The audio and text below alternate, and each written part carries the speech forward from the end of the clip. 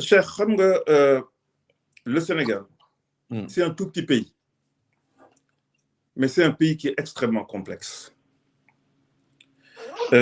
Quand les gens parlent de bilan, ils se trompent de route. Un pays, ce n'est pas des routes et des ponts. Un pays, c'est les êtres humains qui habitent dans un endroit. Il y a deux choses qui sont essentielles. Quand on les rate, on passe à côté. La nation, elle est essentielle. Le PS l'a réussi. Du temps du PS, quand on nommait quelqu'un à un poste, personne ne se demandait ni son ethnie, ni sa religion, ni sa confrérie. Les gens se posaient des questions sur ses compétences.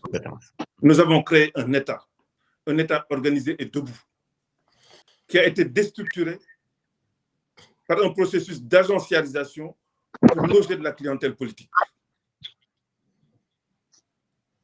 C'est ça, un véritable bilan, et ce bilan immatériel est essentiel. Le bilan du PS, c'est aussi le fait d'avoir travaillé pour l'égalité des chances, faire en sorte que la jeunesse sénégalaise puisse, toutes choses égales par ailleurs, se trouver dans des situations telles que la construction du pays soit quelque chose qui soit fait avec elle. Quand tu regardes ce qui se passe aujourd'hui, nous avons un pays qui a du pétrole et du gaz. Donc nous attendons en tout cas une manne financière. Comment se fait-il que dans ce pays où 50% de la population ont moins de 20 ans, que les jeunes Sénégalais continuent de se suicider à travers les océans du monde, comme s'ils n'avaient pas d'avenir dans leur propre pays?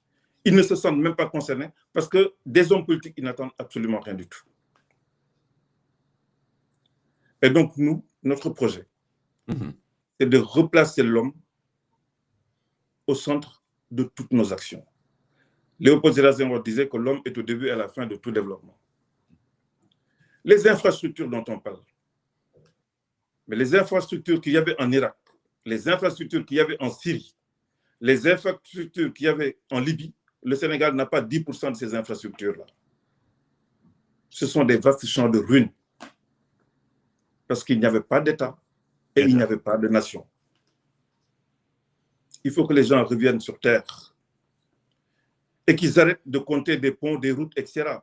Un pays qui évolue, qui a une démographie qui est galopante, tout nécessairement investi dans des infrastructures pour accompagner de manière mécanique l'évolution de cette population-là.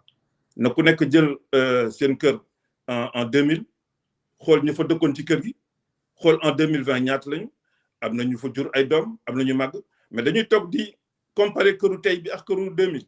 Ça n'a pas de sens. Comparaison n'est pas raison. Voilà. Ensuite, maintenant, par rapport à Khalifa Ababacar Sall. Sur le fait que Khalifa est un républicain, personne n'en discute. Quel que soit bord bu ñu mënti nekk, qu'il soit un homme d'État, personne n'en discute. Je rappelle que Khalifa Ababacar Sall a été député plusieurs fois, a été ministre plusieurs fois, a été maire adjoint de Dakar pendant 17 ans, a été maire de Dakar pendant deux mandats, interrompu, le deuxième interrompu par Macky Sall. Mais Khalifa Ababacar Sall était aussi le président de CGLU Afrique. Donc c'est l'association des maires et élus du continent africain. Il était vice-président de CGLU Monde, donc de l'association des maires et élus du monde. C'était le vice-président, qui était aussi secrétaire général de l'association des maires francophones. Donc, c'est un homme d'État de rang mondial. Donc, sur la connaissance de l'État, sur la connaissance des enjeux, aussi bien au niveau national qu'au niveau international, comme disent nos amis congolais, je pense qu'on peut dire qu'il n'y a pas son deux, en tout cas, dans le landerneau politique, ou en tout cas, ils ne sont pas très, très, très nombreux. Khalifa, pendant la période de son emprisonnement, a énormément réfléchi sur énormément de problématiques. Nous en avons échangé en interne. Je crois que certains gens qui ont eu la chance, en tout cas, de discuter avec lui plutôt, ont eu, en tout cas, vent de cela. Mais le moment venu, il en parlera. Il a une expérience d'État. Il connaît ce pays. Il le connaît de fond en comble. Et Khalifa a d'excellentes relations avec toutes les confréries, toutes les religions, toutes les ethnies. Il n'a pas de problème. Et il sait que l'enjeu véritable aujourd'hui, c'est de refaire des Sénégalais des citoyens. La question de la citoyenneté est une question centrale. Aujourd'hui, c'est sous Macky Sall qu'on a vu une forme d'idéologie nouvelle, qui est peut-être l'idéologie du nouveau lumpen prolétariat, qui est l'insultisme. Des gens qui ont une idéologie qui consiste tout simplement à insulter du matin au soir.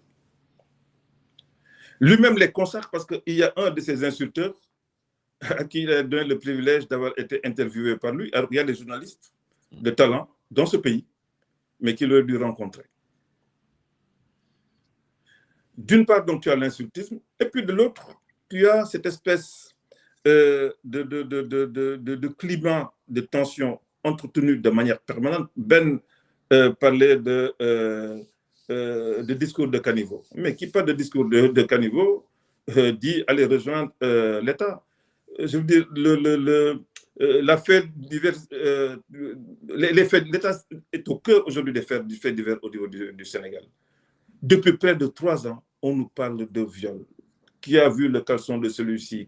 Non, en un moment, on se demande, est-ce que les enjeux véritables, on les intègre? Donc ces discussions-là, qui sont des discussions totalement aériennes, totalement insensées, totalement hors sol, Khalifa Sall s'extirpe de ça. Aujourd'hui, on a une espèce d'affrontement entre ce qui fait office d'État, parce que d'État, il y a guerre, et l'opposition. Et dans cette opposition-là, il y a une personne qui est ciblée, qui est Ousmane Sonko. Et nous ne sommes pas équidistants entre Macky Sall et Ousmane Sonko.